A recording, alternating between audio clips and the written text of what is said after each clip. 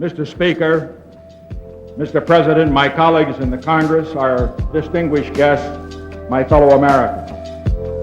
We meet here tonight at a time of great challenge and great opportunities for America. We meet at a time when we face great problems at home and abroad that will test the strength of our fiber as a nation. But we also meet at a time when that fiber has been tested and it has proved strong. America is a great and good land. And we are a great and good land because we are a strong, free, creative people. And because America is the single greatest force for peace anywhere in the world.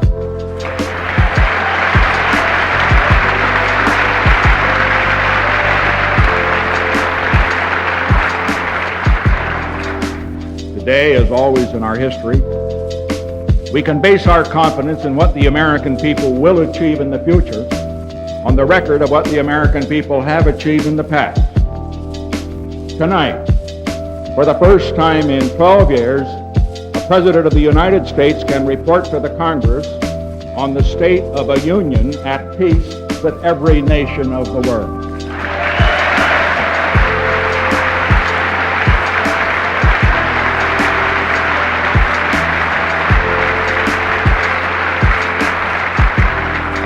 Because of this, in the 22,000-word message on the State of the Union that I have just handed to the Speaker of the House and the President of the Senate, I have been able to deal primarily with the problems of peace, with what we can do here at home in America for the American people, rather than with the problems of war. The measures I have outlined in this message set an agenda for truly significant progress for this nation and the world in 1974. Before we chart where we are going, let us see how far we have come. It was 5 years ago on the steps of this Capitol that I took the oath of office as your president. In those 5 years, because of the initiatives undertaken by this administration, the world has changed. America has changed. As a result of those changes, America is safer today, more prosperous today, with greater opportunity for more of its people than ever before in our history. 5 years ago, America was at war in Southeast Asia. We were locked in confrontation with the Soviet Union. We were in hostile isolation from a quarter of the world's people who lived in mainland China. 5 years ago, our cities were burning and besieged. 5 years ago, our college campuses were a battleground. 5 years ago, crime was increasing at a rate that struck fear across the nation. 5 years ago, the spiraling rise in drug addiction was threatening human and social tragedy of massive proportion, and there was no program to deal with it. 5 years ago, as young Americans had done for a generation before that, America's youth still lived under the shadow of the military draft. 5 years ago, there was no national program to preserve our environment. Day by day, our air was getting dirtier, our water was getting more foul. And 5 years ago, American agriculture was practically a depressed industry with 100,000 farm families abandoning the farm every year.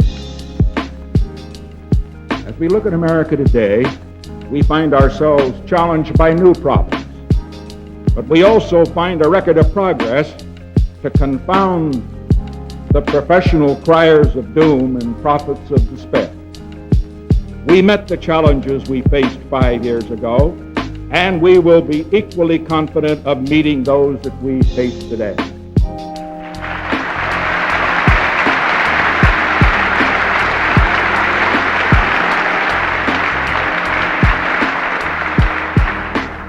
Let us see for a moment how we have met them.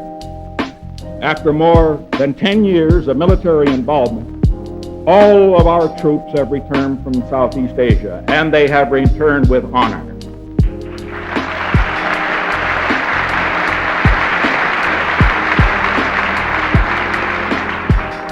And we can be proud of the fact that our courageous prisoners of war, for whom a dinner was held in Washington tonight, that they came home with their heads high, on their feet, and not on their knees.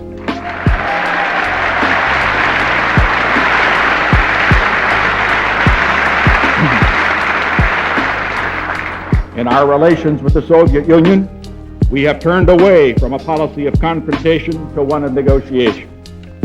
For the first time since World War II, the world's two strongest powers are working together toward peace in the world. The People's Republic of China, after a generation of hostile isolation, we have begun a period of peaceful exchange and expanding trade. Peace has returned to our cities, to our campuses. The 17-year rise in crime has been stopped. We can confidently say today that we are finally beginning to win the war against crime. Right here in this nation's capital, which a few years ago was threatening to become the crime capital of the world, the rate in crime has been cut in half. A massive campaign against drug abuse has been organized. And the rate of new heroin addiction, the most vicious threat of all, is decreasing rather than increasing. For the first time in a generation, no young Americans are being drafted into the armed services of the United States.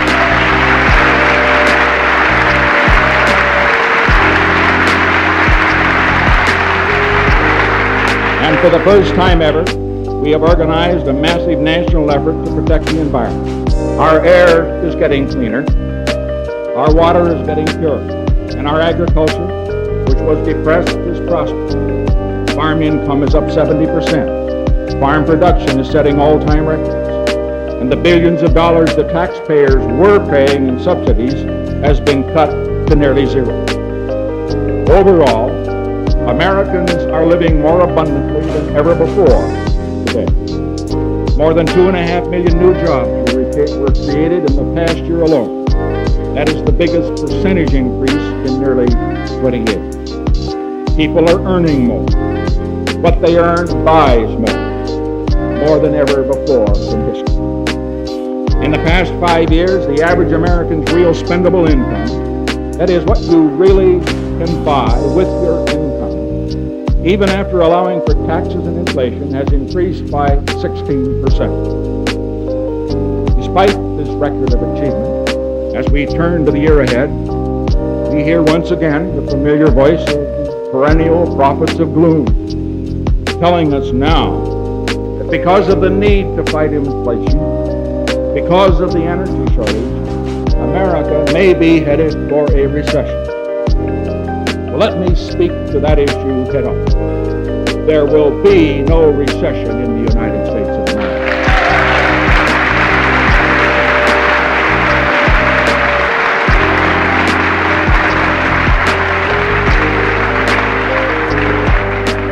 Primarily due to our energy crisis, our economy is passing through a difficult period. But I pledge to you tonight that the full powers of this government will be used to keep America's economy producing and to protect the jobs of America's workers.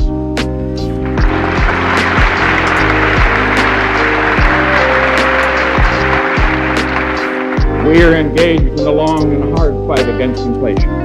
There have been, and there will be in the future, ups and downs in that fight. But if this Congress cooperates in our efforts to hold down the cost of government, we shall win our fight to hold down the cost of living for the American people.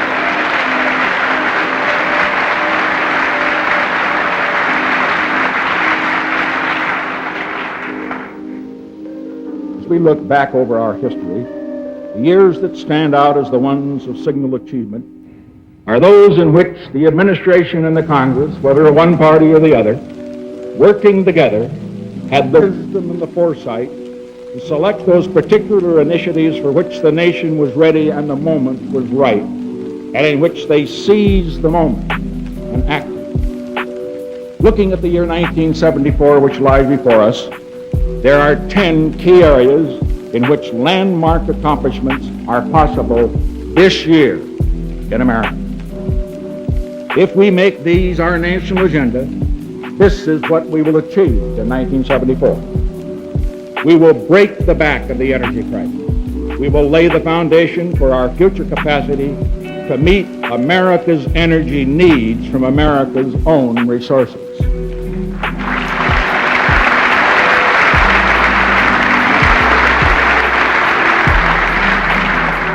And we will take another giant stride toward lasting peace in the world, not only by continuing our policy of negotiation rather than confrontation where the great powers are concerned, but also by helping toward the achievement of a just and lasting settlement in the Middle East. We will check the rise in prices without administering the harsh medicine of recession. And we will move the economy into a steady period of growth at a sustainable level. We will establish a new system that makes high-quality health care available to every American in a dignified manner and at a price he can afford.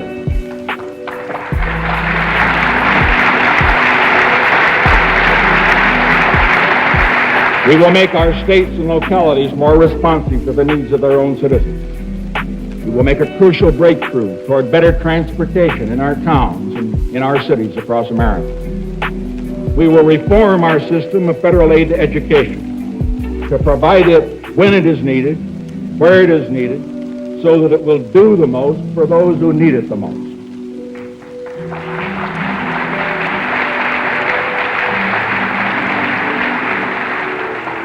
We will make an historic beginning on the task of defining and protecting the right of personal privacy for every American. And we will start on a new road toward reform of a welfare system that bleeds the taxpayer, corrodes the community, and demeans those it is intended to assist. And together with the other nations of the world, we will establish the economic framework within which Americans will share more fully in an expanding worldwide trade and prosperity in the years ahead, with more open access to both markets and supplies. In all of the 186 State of the Union messages delivered from this place in our history, this is the first in which the first priority, is energy. Let me begin by reporting a new development which I know will be welcome news to every American. As you know, we have committed ourselves to an active role in helping to achieve a just and durable peace in the Middle East on the basis of full implementation of Security Council Resolutions 242 and 338. The first step in the process is the disengagement of Egyptian and Israeli forces, which is now taking place. Because of this hopeful development, I can announce tonight that I have been assured through my personal contacts with friendly leaders in the Middle Eastern area that an urgent meeting will be called in the immediate future to discuss the lifting of the oil embargo. Now this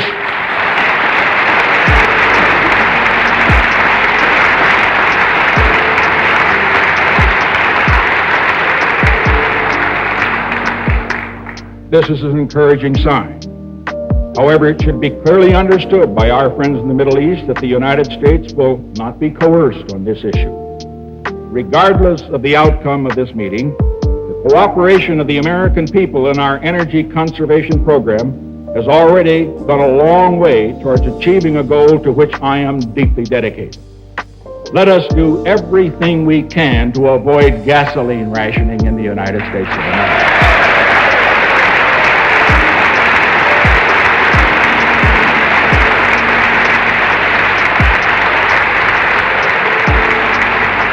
Last week, I sent to the Congress a comprehensive special message setting forth our energy situation, recommending the legislative measures which are necessary to a program for meeting our needs. If the embargo is lifted, this will ease the crisis, but it will not mean an end to the energy shortage in America. Voluntary conservation will continue to be necessary. And let me take this occasion to pay tribute once again to the splendid spirit of cooperation the American people have shown, which has made possible our success in meeting this emergency up to this time. The new legislation I have requested will also remain necessary. Therefore, I urge again that the energy measures that I have proposed be made the first priority of this session of the Congress. These measures will require the oil companies and other energy producers to provide the public with the necessary information on their supplies. They will prevent the injustice of windfall profits for a few as a result of the sacrifices of the millions of Americans. And they will give us the organization, the incentives, the authorities needed to deal with the short-term emergency and to move toward meeting our long-term needs. Just as 1970 was the year in which we began a full-scale effort to protect the environment, 1974 must be the year in which we organize a full-scale effort to provide for our energy needs, not only in this decade, but through the 21st century. As we move toward the celebration 2 years from now of the 200th anniversary of this nation's independence, let us press vigorously on toward the goal that I announced last November for Project Independence. Let this be our national goal. At the end of this decade, in the year 1980, the United States will not be dependent on any other country for the energy we need to provide our jobs, to heat our homes, and to keep our transportation moving.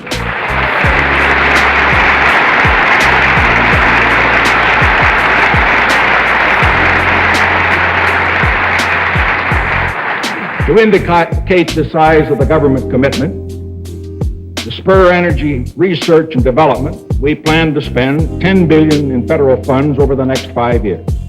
That is an enormous amount. But during the same 5 years, private enterprise will be investing as much as $200 billion, and in 10 years, $500 billion to develop the new resources, the new technology, the new capacity America will require for its energy needs in the 1980s. That's just a measure of the magnitude of the project we are undertaking. But America performs best when called to its biggest task. It can truly be said that only in America could a task so tremendous be achieved so quickly, and achieved not by regimentation, but through the effort and ingenuity of a free people working in a free system.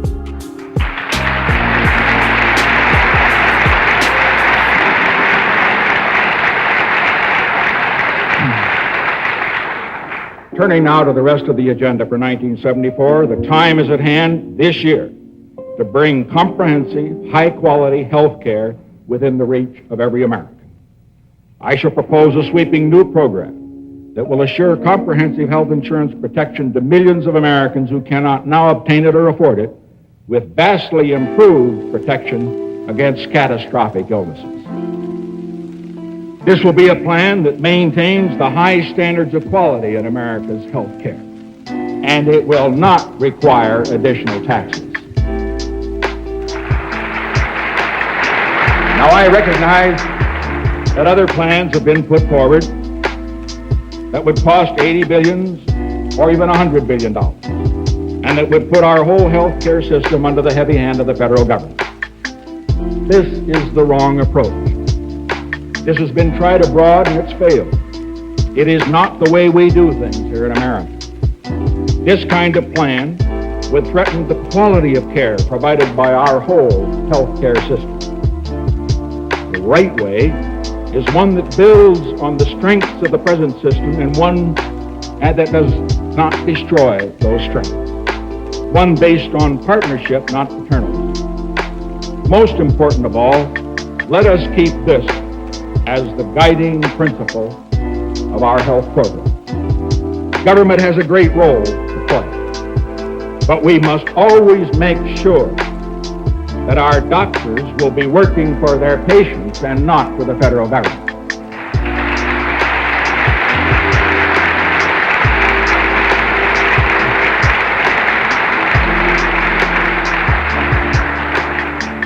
Many of you will recall that in my State of the Union address 3 years ago, I commented that most Americans today are simply fed up with government at all levels. And I recommended a sweeping set of proposals to revitalize state and local government, to make them more responsive to the people they serve.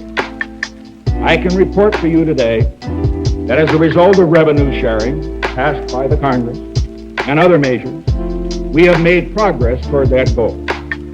After 40 years of moving power from the states and the communities to Washington, D.C., we have begun moving power back from Washington to the states and communities, and most important, to the people of America.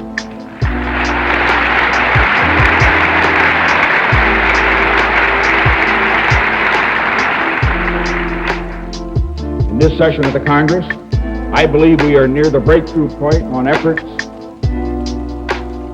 which I have suggested, proposals to let people themselves make their own decisions for their own community, and in particular on those to provide broad new flexibility in federal aid for community development, for economic development, for education. And I look forward to working with the Congress, with members of both parties, in resolving whatever remaining differences we have in this legislation, so that we can make available nearly $5.5 billion to our states and localities to use, not for what a federal bureaucrat may want, but for what their own people in those communities want. The decision should be theirs.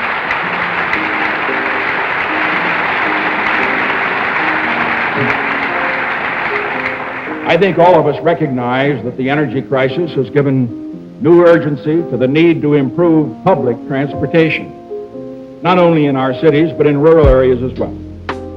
The program I propose this year will give communities not only more money, but also more freedom to balance their own transportation needs. It will mark the strongest federal commitment ever to the improvement of mass transit as an essential element of the improvement of life in our towns and cities. One goal on which all Americans agree is that our children should have the very best education this great nation can provide. In a special message last week, I recommended a number of important new measures that can make 1974 a year of truly significant advances for our schools and for the children they serve.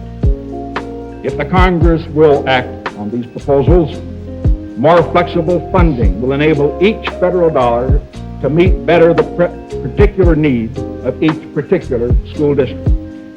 Advanced funding will give school authorities a chance to make each year's plans, knowing ahead of time what federal funds they're going to receive. Special targeting will give special help to the truly disadvantaged among our people. College students, faced with rising costs for their education, will be able to draw on an expanded program of loans and grants. These advances are a needed investment in America's most precious resource, our next generation, and I urge the Congress to act on this legislation in 1974. One measure of a truly free society is the vigor with which it protects the liberties of its individual citizens.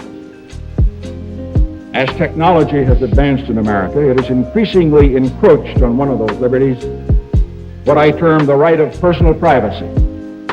Modern information systems, data banks, credit records, mailing list abuses, electronic snooping, the collection of personal data for one purpose that may be used for another, all these have left millions of Americans deeply concerned by the privacy they cherish. And the time has come, therefore, for a major initiative to define the nature and extent of the basic rights of privacy and to erect new safeguards to ensure that those rights are respected.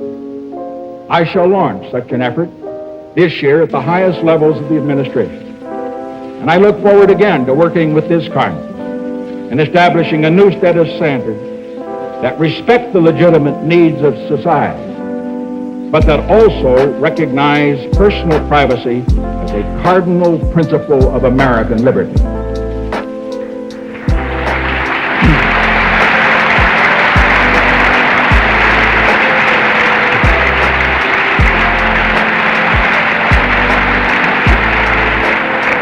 Many of those in this chamber tonight will recall that it was 3 years ago I termed the nation's welfare system a monstrous, consuming outrage. Outrage against the community, against the taxpayer, and particularly against the children that it is supposed to help. That system is still an outrage. By improving its administration, we have been able to reduce some of the abuses. As a result, last year, for the first time in 18 years, there has been a halt in the growth of the welfare caseload.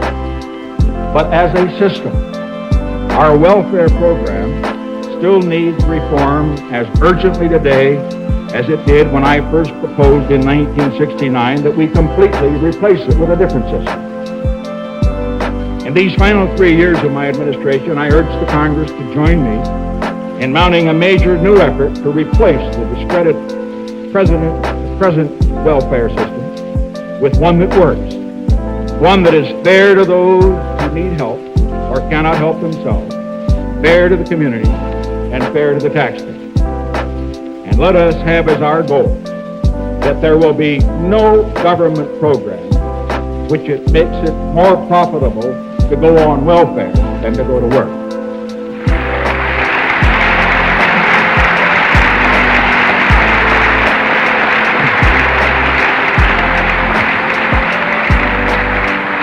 I recognize that in the debates that have taken place within the Congress over the past 3 years on this program that we cannot expect enactment overnight of a new reform.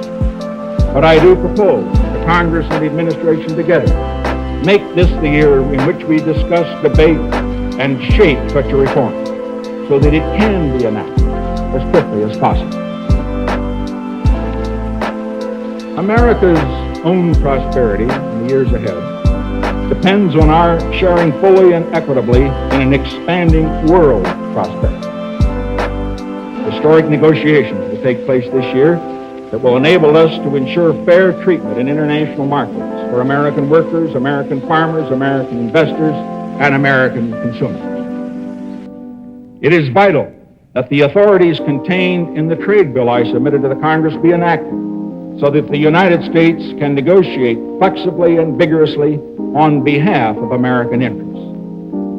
These negotiations can usher in a new era of international trade that not only increases the prosperity of all nations, but also strengthens the peace among all nations.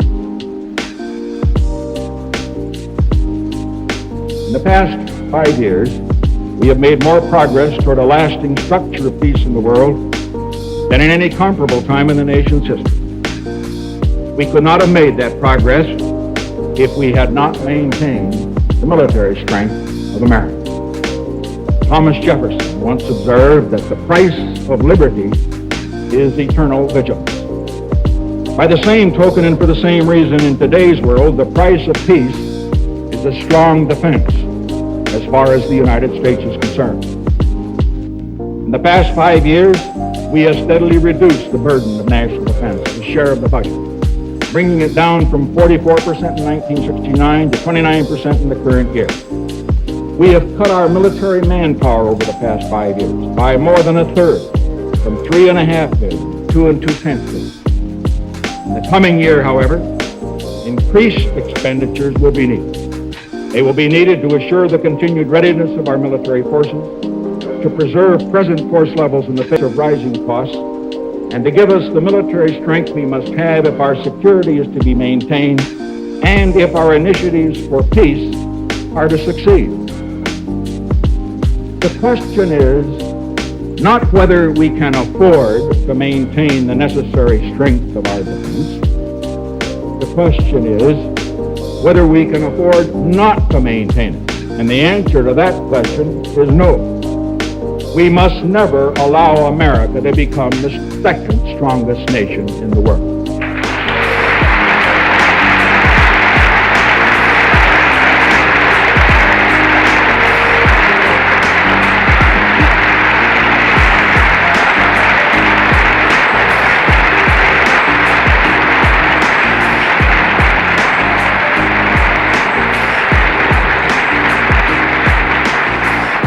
I do not say this with any sense of belligerence, because I recognize a fact that is recognized around the world. America's military strength has always been maintained to keep the peace, never to break it. It has always been used to defend freedom, never to destroy it. The world's peace, as well as our own, depends on our remaining as strong as we need to be, as long as we need to be.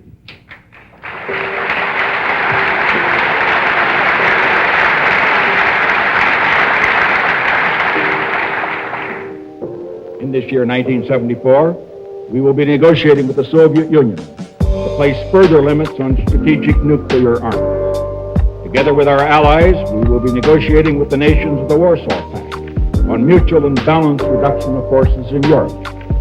And we will continue our efforts to promote peaceful economic development in Latin America, in Africa, in Asia. We will press for full compliance with the peace accords that brought an end to American fighting in Indochina, including particularly the provision that promised the fullest possible accounting for those Americans who are missing in action.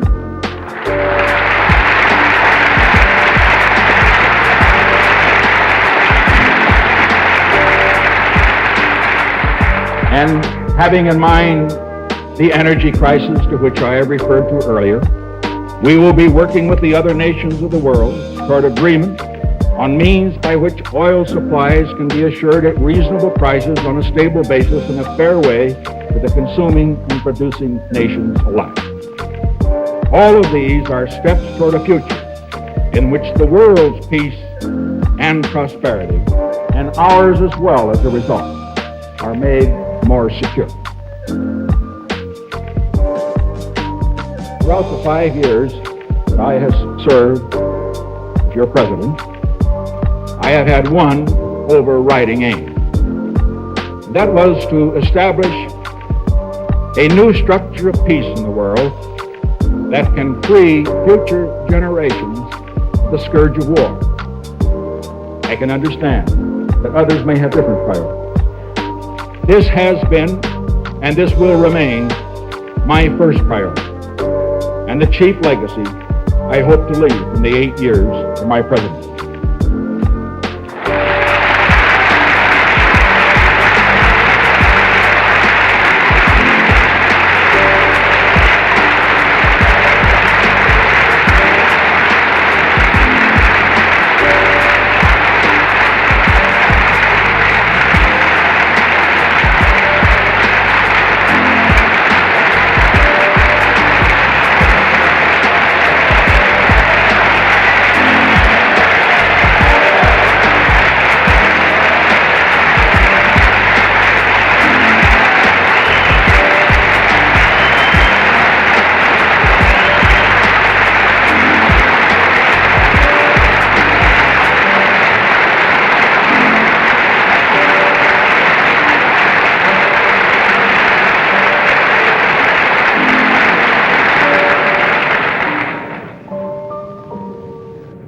This does not mean that we shall not have other priorities, because as we strengthen the peace, we must also continue each year a steady strengthening of our society here at home. Our conscience requires it, our interests require it, and we must insist upon it.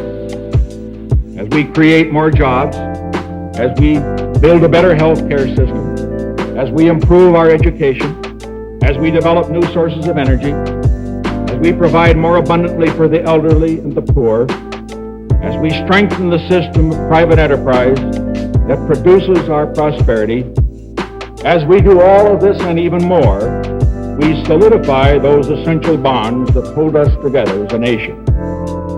Even more importantly, we advance what in the final analysis government in America is all about. What it is all about is more freedom, more security, a better life for each one of the 211 million people that live in this land. We cannot afford to neglect progress at home while pursuing peace abroad. But neither can we afford to neglect peace abroad while pursuing progress at home. With a stable peace, all is possible. But without peace, nothing is possible.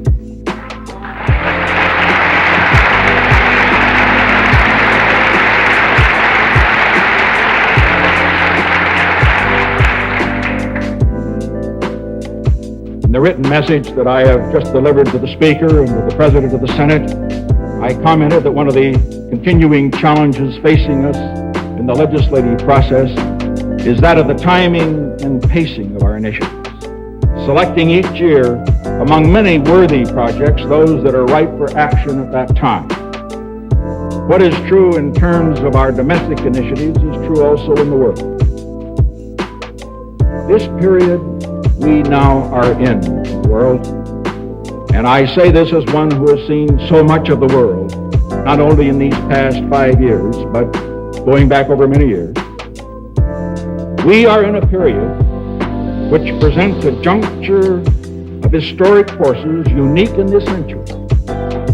They provide an opportunity we may never have again to create a structure of peace solid enough to last a lifetime and more. Not just peace in our time, but peace in our children's time as well. It is on the way we respond to this opportunity, more than anything else, that history will judge whether we in America have met our responsibility, and I am confident we will meet that great historic responsibility which is ours today.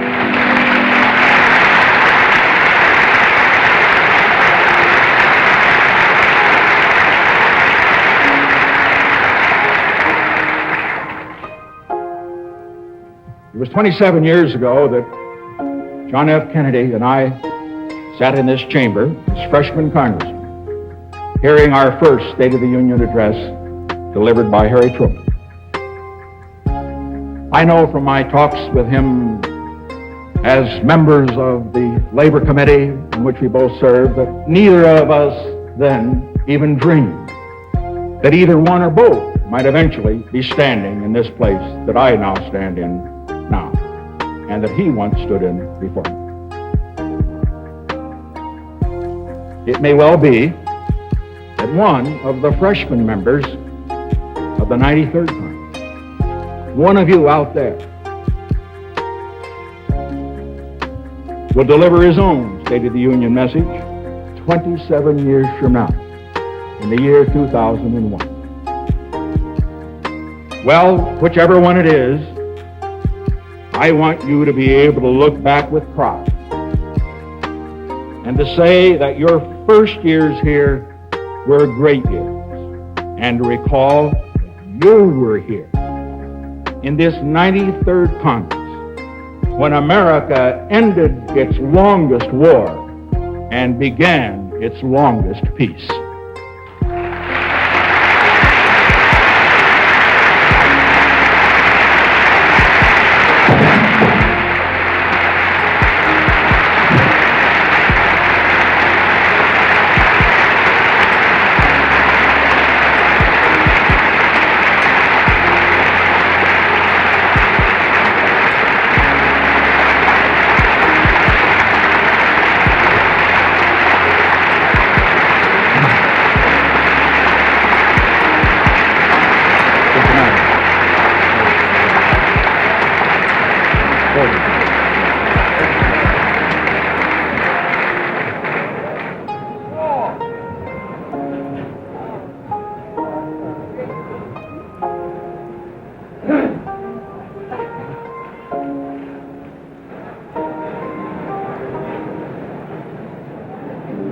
Mr. Speaker, Mr. President, my distinguished colleagues and our guests, I would like to add a personal word with regard to an issue that has been of great concern to all Americans over the past year. I refer, of course, to the investigations of the so-called Watergate affair. As you know, I have provided to the special prosecutor voluntarily a great deal of material.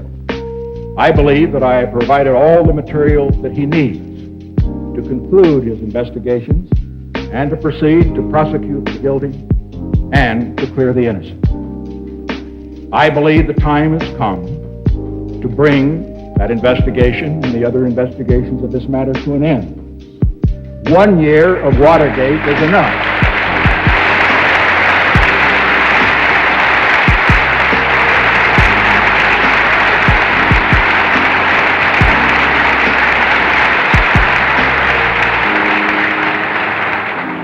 And the time has come, my colleagues, for not only the executive, the president, but the members of Congress, for all of us to join together in devoting our full energies to these great issues that I have discussed tonight, which involve the welfare of all of the American people in so many different ways, as well as the peace of the world. I recognize that the House Judiciary Committee has a special responsibility in this area. I want to indicate on this occasion that I will cooperate with the Judiciary Committee in its investigation. I will cooperate so that it can conclude its investigation, make its decision, and I will cooperate in any way that I consider consistent with my responsibilities to the office of the Presidency of the United States.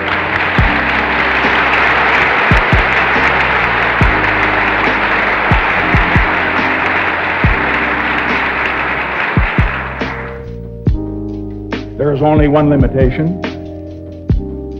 I will follow the precedent that has been followed to and followed by and defended by every president from George Washington to Lyndon B. Johnson, of never doing anything that weakens the office of the President of the United States or impairs the ability of the presidents of the future to make the great decisions that are so essential to this nation and the world.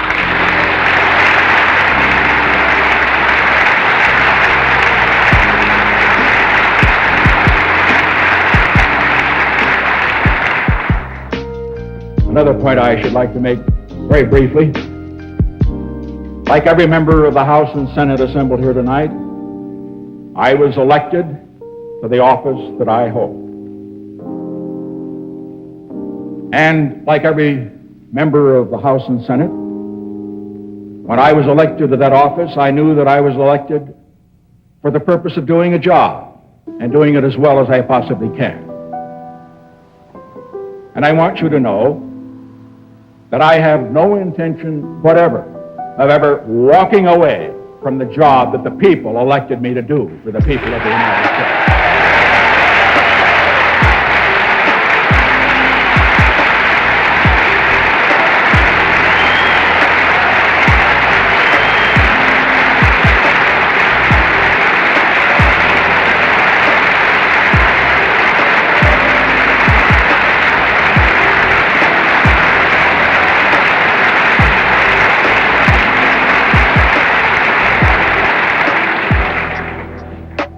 Now, needless to say, it would be understatement if I were not to admit that the year 1973 was not a very easy year for me, or personally, or for my family.